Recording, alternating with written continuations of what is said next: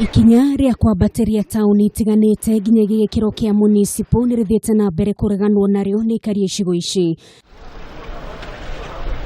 Mwena wa Narok, Aikari nimareganite na mworoto wa thirikari yao wa gutua tauni yo municipality. We are not qualified, or we have not qualified to be a municipality.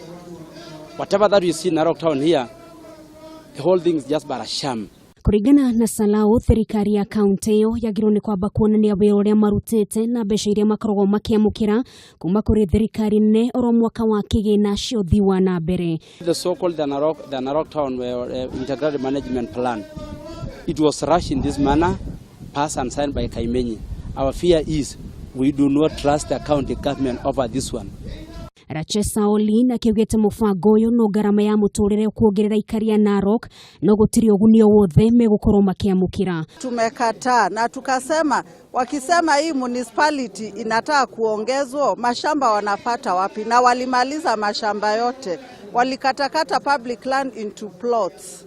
Sasa hakuna mahali tunaweza pata nafasi ya kuongeza municipality. Mufango uyu ukoretwo ukiendekithio thiini wa kaunti itiganite ikinyererero ni kana tari mufango wa thirikari cia kaunti kugira ithabu ria magoti maria makoragwo makiungania.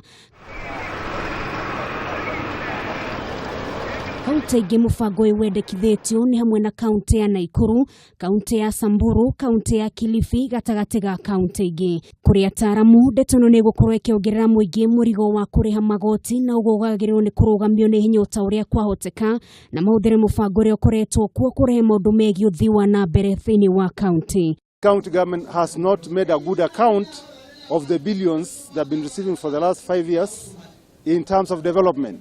Actually, to be honest, there is no single project the county government has undertaken.